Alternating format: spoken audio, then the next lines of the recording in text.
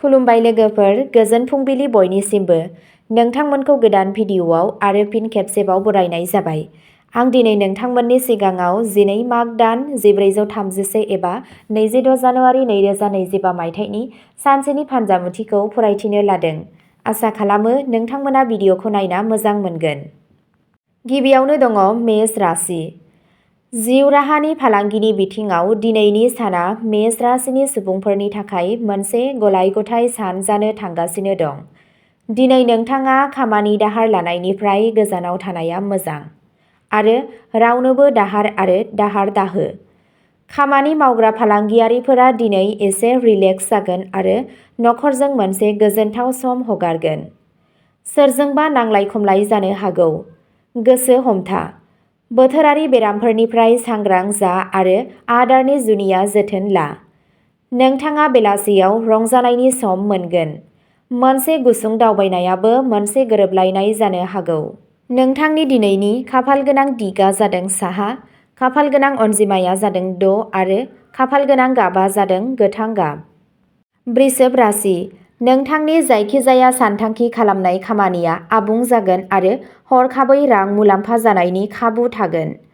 नोंथांनि साननायनि लामायाव मोनसे मोजां सोलायनाय फैगोन, जाय नोंथांखौ जिउनि गुबुन गुबुन बिथिङाव मुलाम्फा होगोन। नोंथाङा गथ'फोरनिफ्राय मदद मोनगोन।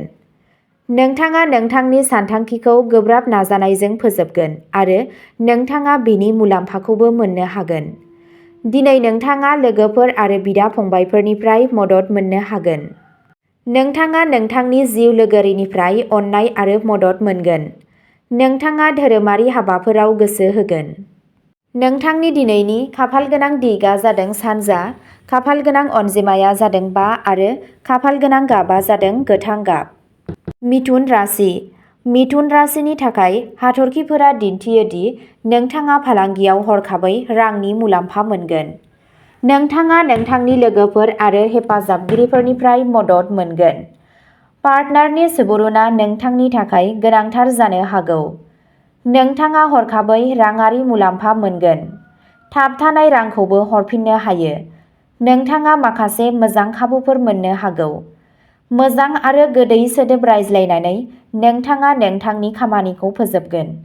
सावस्रिखौ लानानै माखासे जिंगाफोर थानो हागौ। केटारिंआव सांग्रां जा। रां थिसननायनि सिगां अन्नानै रोंग'थि गोनां सुबुंफोरजों सुबुरुन ला, नङाब्ला राङा गोमानो हागौ। नोंथांनि दिनैनि खाफालगोनां दिगआ जादों सोनाब, खाफालगोनां अनजिमाया जादों 8 आरो खाफालगोनां गाबआ जादों गोथां गाब। कर्क राशि। दिनै कर्क राशिनि थाखाय हाथरखिफोरा दिन्थियो दि खामानि मावग्रा जायगायाव आबहावाया नोंथांजों गोरोबनाय नङा आरो नोंथांनि मुडआ गाज्रि जानो हागौ।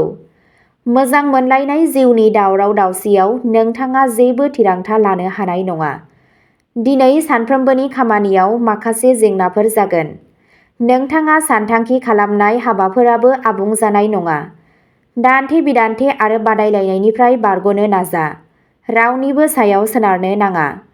सावस्रिजों सोमोन्दो गोनां जौगानाय गाहायफोराबो थाबाय थानो हागौ। गारि सालायनाय समाव सांग्रां जा। नोंथांनि दिनैनि खाफालगोनां दिगआ जादों साहा, खाफालगोनां अनजिमाया जादों 4 आरो खाफालगोनां गाबआ जादों गोथां गाब। सिंह राशि। सिंह राशिनि थागिबिफोरा दिनै फोथायनायजों बुंफबगोन। सुबुंफोरा नोंथांनि सुबुंथि आरो आखुजों गोहोम खोख्लैगोन। सुबुंफोरा नोंथांनि साननायनि आदबखौ मोजां मोनगोन आरो सुबुंफोरा नोंथांनि सुबुरुननिफ्राय मुलाम्फा जागोन। दिनै हाथरखिफोरा दिन्थियो दि नोंथाङा दिनै माखासे मोजां खौरां मोननो हायो, जायखौ नोंथाङा गोबाव समनिफ्रायनो नेगासिनो दंमोन। मोजां मोनलायनाय जिउनि बेलायाव दिनैनि साना मोनसे गोजोनथाव आरो सरासनस्रा सान। नोंनि पार्टनारआ नोंथांनि गोसोनि साननायखौ बुजिगोन। जरायाव सानाया गोब्राब जानो हागौ। नोंथांनि दिनैनि खाफालगोनां दिगआ जादों सा-सानजा, खाफालगोनां अनजिमाया जादों 6 आरो खाफालगोनां गाबआ जादों गोथां गाब। कन्या राशि। दिनै नोंथाङा नखरनि आबुं हेफाजाब मोनगोन। कन्या राशिनि हाथरखिफोरा बुंगासिनो दि दिनै नोंथांनि साननायनि खाबुआ बांगोन। नोंथाङा बुद्धि रोंग'थिनिफ्राय मुलाम्फा मोननो हागोन। दिनै नोंथाङा नोंथांनि माखासे गोनांथार खामानिफोरखौ फोजोबनो हागोन। जायखौ दोनथ'नाय जादोंमोन। दिनै नोंथाङा जिउ राहा आरो रां थिसननायनि बिथिङाव माखासे गोदान आरो गिदिर खाबुफोरबो मोननो हागोन।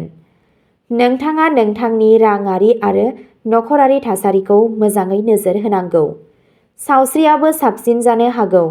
गोबाव समनिफ्रायनो सोलिबोनाय सावस्रि जेंनाफोरखौ सुग्लायहोनो हायो। दिनैनि साना नोंथांनि गोहोखौ मुलाम्फा लानाय, नोंथांनि खामानियाव नांथाबनायजों गोसो होनायनि सान। नोंथांनि दिनैनि खाफालगोनां दिगआ जादों साहा, खाफालगोनां अनजिमाया जादों 4 आरो खाफालगोनां गाबआ जादों गोथां गाब। तुला राशि।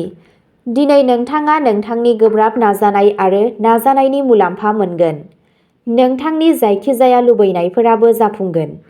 दिनै पस्टनि गोहोमखौ बांहोनायनिबो आसा दं। नोंथाङा जाय खामानियाव आखाइ होयो बेयाव नोंथाङा आबुङै जाफुंसार जागोन। नोंथाङा नोंथांनि खामानिखौ मानसिफोरजों मावनायाव गोबां जाफुंसार जागोन। दिनैनि साना मोजां जागोन। सावस्रिया मोजां जागोन। दिनै गोबां रोखोमनि खामानि हरखाबै थांनायनि जाहोनाव रागा जोंनाय आरो रागा जोंनो हागौ। बेवहाय सांग्रां थानायनि गोनांथि दं। गावनि खरसाखौ सामलाय। नोंथाङा गोनांथार नङै बेसादफोरबो बायनो हायो। नोंथांनि दिनैनि खाफालगोनां दिगआ जादों खोला, खाफालगोनां अनजिमाया जादों 5 आरो खाफालगोनां गाबआ जादों सोमखोर गाब। वृश्चिक राशि। दिनै राङारि आयदायाव जोबोद सोलोजों थाबायनांगोन। खहा जानो हागौ। दिनै नोंथाङा दावबायनायावबो थांनो हागोन। नोंथाङा नोंथांनि नखरजों मोनसे रंजाथाव बुब्लि मोनगोन। हरखाब जाथायनि थाखाय एसे उसुबिदा आरो जिंगासिनाय जानो हागौ। जायखिजाया जाब्रबथाय जाथायनि सायाव थाबैनो जायखिजाया थिरांथा लानायनिफ्राय गोजानाव थानाया मोजां। सावस्रिया सरासनस्रा जागोन नाथाय नोंथाङा एसे मेंनाय आरो अलसिया मोनगोन। बांसिन मुलाम्फा आर्जिनो थाखाय दिनै जेबो आगान दाला, जाय नोंथांनि सावगारिखौ खहा खालामगोन। गावनि खरसाखौ सामलाय। जासिनायनि उनाव रांखौ बांसिन बाहायनो हागौ। नोंथांनि दिनैनि खाफालगोनां दिगआ जादों सोनाब, खाफालगोनां अनजिमाया जादों 3 आरो खाफालगोनां गाबआ जादों गोमो गाब। धनु राशि। दिनैनि साना नोंथांनि थाखाय मोनसे गलाय-गथाय सान जागोन। दिनै गावनि बसजों नोंथांनि सोमोन्दोनि बागै एसे सांग्रां जा। जाय सुबुंफोरा नोंथांनि जिउ राहानि थाखाय गोनां, बिसोर दिनै नोंथांखौ एसे दुखु होनो हागौ। नोंथाङा राजखान्थि आरो रोंमोनदांथिनिफ्राय मुलाम्फा मोनगोन। गावनि सानथांखिखौ आन्दोआव लाखिनाया मुलाम्फा गोनां जागोन। माखासे गोनांथार खामानिया दिनै थाबथानो हागौ, जाय गोसोआरि जेंनानि जाहोन जानो हागौ। नोंथांनि गावारि जिउआव नोंथाङा नोंथांनि जिउ लोगोरिजों सोमोन्दो आरो हेफाजाब लाखिगोन। दिनै नोंथाङा नखरजों रंजाथाव बुब्लिफोर बारहोनो खाबु मोनगोन। जरायाव सानाया गोब्राब जानो हागौ। नोंथांनि दिनैनि खाफालगोनां दिगआ जादों खोला-सोनाब, खाफालगोनां अनजिमाया जादों 8 आरो खाफालगोनां गाबआ जादों गोसोम आरो गोथां गाब। मकर राशि। मकर राशिनि थागिबिफोरा दिनै दिन्थिनाय आरो दिन्थिनायनिफ्राय गोजानाव थानांगौ। नोंथाङा जेसेबां रोखा आवगायगोन एसेबांनो नोंथाङा मुलाम्फा जागोन। नखराव राङारि आयदाफोरखौ लानानै माखासे बाथ्रा दान्थेलायनाय जानो हागौ। नोंथाङा उफ्रा बिबान मोनगोन आरो बेखौ आबुं खालामनो थाखाय नोंथाङा माखासे गोनांथार खामानिखौ दोनथ'नांगोन। दिनै रांनि बेलायाव नोंथाङा सांग्रां जानांगोन, नङाब्ला खहा जानो हागौ। दिनै नोंथांनि गावारि जिउआव नोंथाङा नोंथांनि सोमोन्दोखौ लाखिनांगोन। माबा मोनसे बाथ्रायाव गोरोबलायै आरो बाथ्रा दान्थेलायनाय जानो हागौ। सावस्रिनि बेलायाव गावखौनो जोथोन ला। नोंथांनि दिनैनि खाफालगोनां दिगआ जादों खोला, खाफालगोनां अनजिमाया जादों 7 आरो खाफालगोनां गाबआ जादों गोथां गाब। कुम्भ राशि।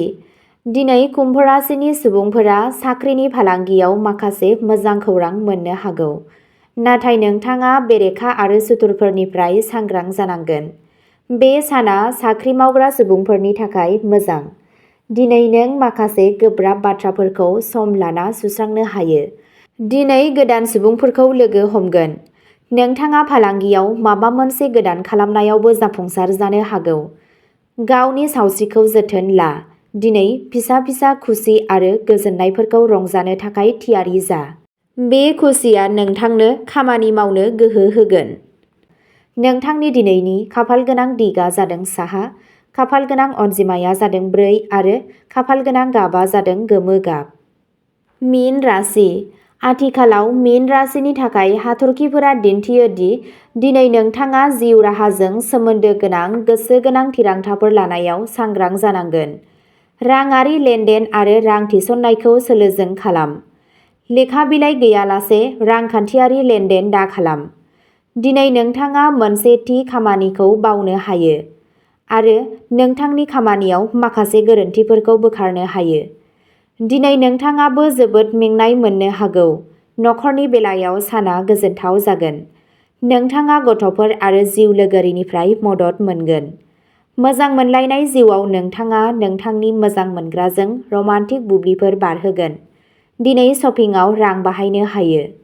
नोंथांनि दिनैनि खाफालगोनां दिगा जादों साहा, खाफालगोनां अनजिमाया जादों 9 आरो खाफालगोनां गाबा जादों मुगा गाब। अब्ला दिनैनि राशि फरायथिनाया एसेनोसै। नोंथांमोनहा जुदि सोरबाफोर फेसबुकआव खौरां खोनासंनानै मोजां मोनो अब्ला जोंनि डियार ब्रह्म फेसबुक पेजआव थांनानै खौरांखौ खोनासंहैनो हागोन। पेजनि लिंकखौ डेस्क्रिप्शनाव होनाय जादों। गोजोन्थों।